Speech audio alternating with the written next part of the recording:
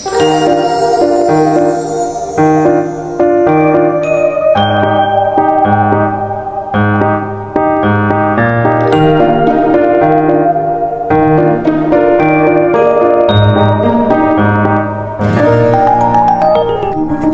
si Sheng Xiaoxi. Painting ang pinaka-importanteng bagay sa buhay ko. Painting, painting, at painting lang. Pero nung 16 years old ako, ang pinaka-importanteng bagay sa lahat ay siya.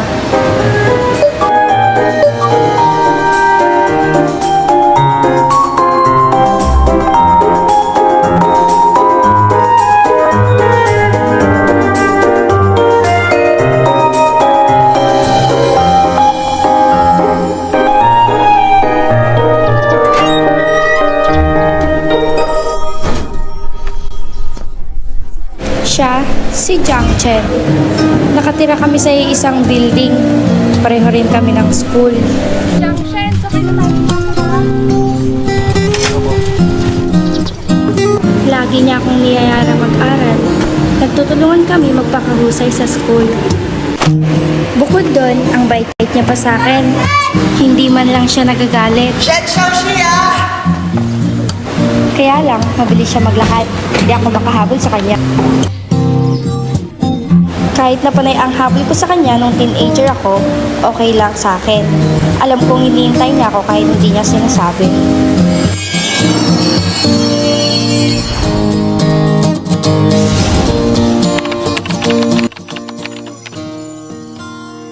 Singtaas man ang alapaap, abuti ng pangarap. Dito sa Genshi, paghandaan ang kinabukasan. Bawat araw ay tila paakyat na hagdan upang ipagmalaki kabukas ng buong paaralan.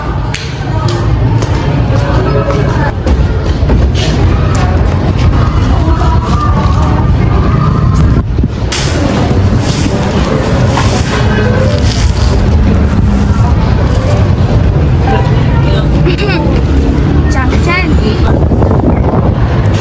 Paano? Kaklase na naman kita. Kasama na naman ako magaling. Sino mag-aakala? Binabaan nata yung standard para makapasok. 5 points lower kasi last year. Buti nga 5 points eh. Wala sana ako dito kung 1 point higher. Sweat ko nga eh.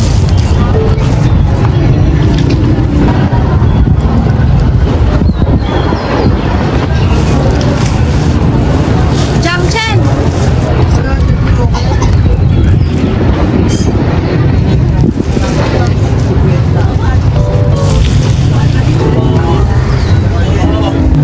Gusto kita. Basta doon.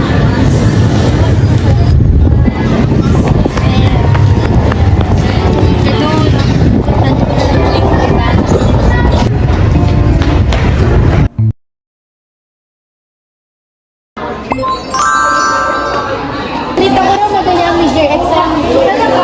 Yung writing test, ang dali lang pala. Kaso sa competition na rin sa team, abuti lang ang pangalan. Jiang Chen, konti nga lang nasulat ko eh. Tapos, minsan, ang haba pa ng mga sulat ko. Yung ating abutin ng ating pangarap.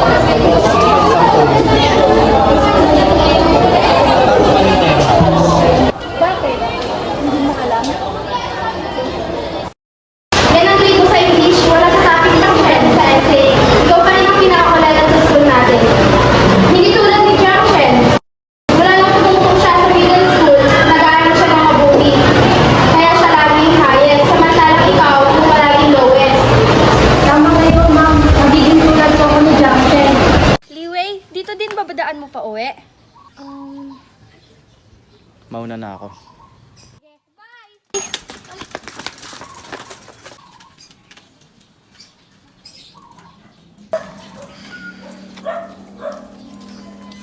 Nakagbuo ako ng tula. Ewan ko kung maganda. Gusto mo bang marinig? Ang love ko sa'yo, parang alon. Pinupush ako patungo sa'yo. O ano? Romantic ba, Jiang Chen? Naka-memorize ka ng kanta. Gumawa ka naman ng homework mo. Anong kanta?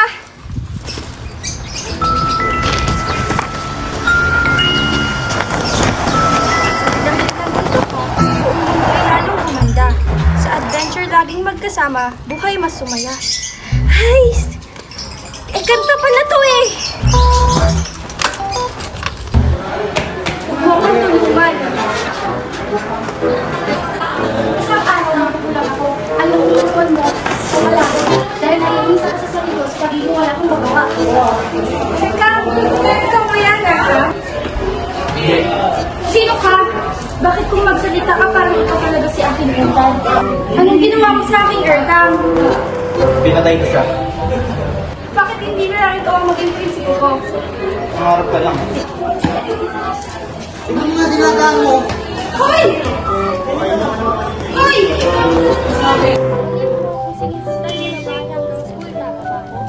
Pwede ka na magsulat ng libro na yun. Pwede mo naman akong iuwi kung gusto mong bilisan ko eh. Hindi. Bakit hindi? Nabigat ka. Pero magiging matamis kung maganda. Naman ako Sensyo ko siya. nasa iyo na ngayon. Mukhang komportable yung upuan mo ah. Komportable kaya kung sasakyan. Pwede ba ako sumakay? Magaan lang ako.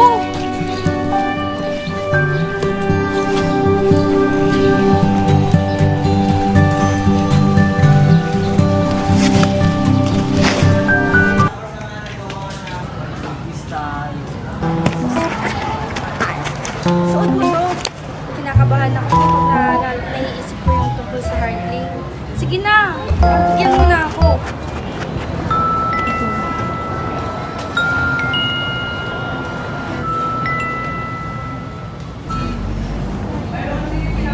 Achoo! Hoy! Wala kang puso. Ang isang gentleman na lalaki, ibibigay ang jacket sa babae.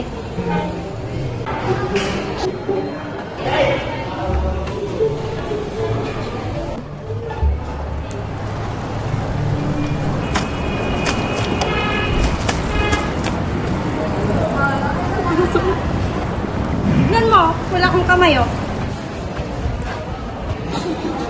Jump, Chen!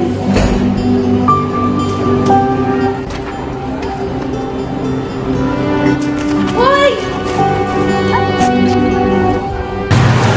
Binili ito para sa'yo. Sige lang, kumain ka lang. Ako sa mga ito.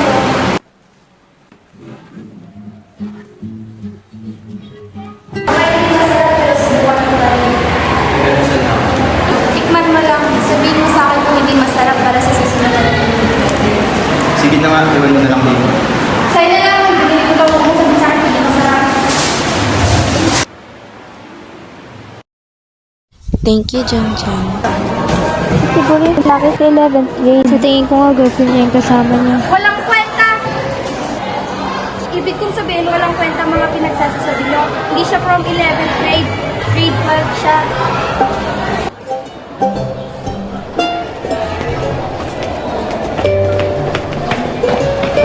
Uy, tubig ko yan!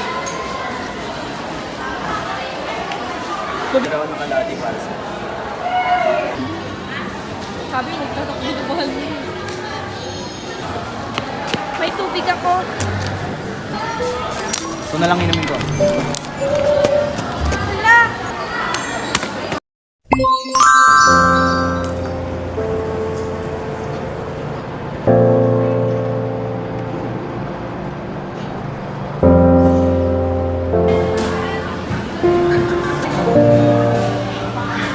Jackson, steam buns para sa'yo.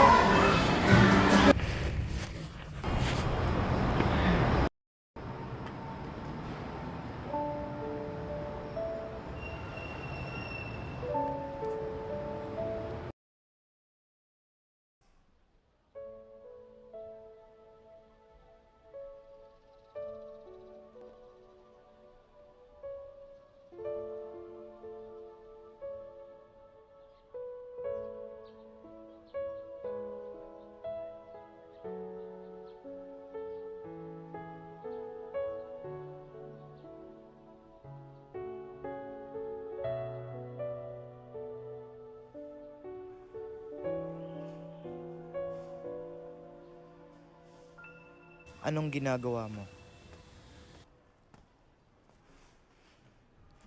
Pag ba sinabi kong pupunasan ko pawis mo, maniniwala ka? Kaya mo bang maglakad? O gusto mong buhatin na lang kita? Kaya ko. Tara na. Tara na. Akin na kamay mo.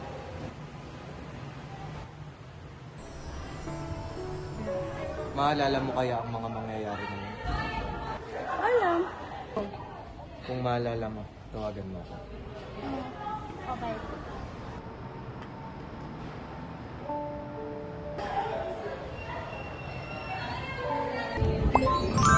Bakit di mo ako i-tutor? Para pag tumaas yung grades ko, makakapunta ako ng Beijing kasama ka.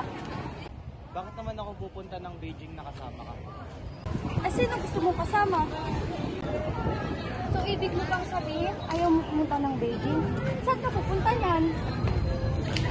Susundan kita kahit saan ka pumunta. Humiti ka. Ibig sabihin, i-tutor mo ako. Hindi ako humiti. Nakita kitang humiti. Gusto mo ko turuan. Gusto ko mag-aral ng medisina sa Zhejiang University. Talaga? E di mag-a-apply ako sa malapit na university. Gusto ko mag-aral ng art. Gawin mo ang gusto mo. Ipirmahan mo ba ang yearbook mo? Bakit hindi? Para lang yan sa mga taong maghihiwalay. Tara na! Nabasa mo na ba yung mga notes na pinadala ko? Oo, nabasa ko na yung iba. Call me if you get stuck. Antayin kita sa Zhejiang University. Mauna na ako. Good luck.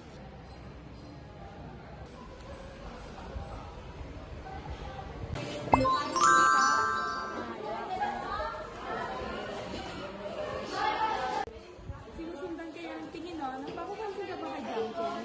Magsalita ka, sabihin mo ang nararamdaman mo. Tell him how you feel is okay. Ayoko. Tulungan mo. Sige na, sabihin mo ang nararamdaman mo. Okay lang. Aray! Ang sakit ng tiyan ko! Sorry guys, masakit siya ng girlfriend ko. Kailangan ko siya dalhin sa ospital.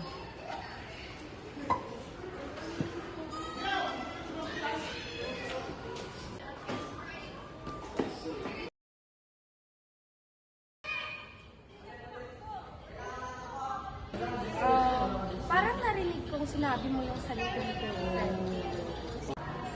Oo. Eh ano naman? May problema ka ba doon? Hindi. Walang problema doon.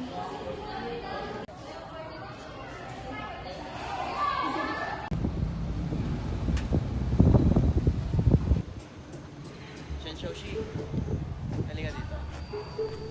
Hayaan mo akong halikan ka. Bilis, ipikit mo ang iyong mga mata.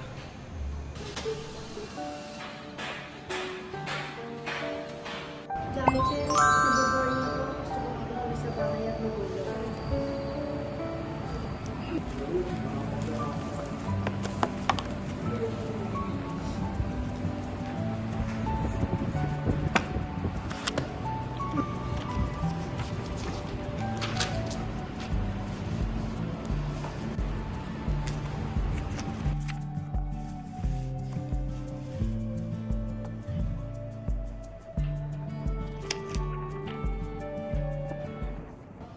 Okay, umuwi ka na. Pero... Go ka na.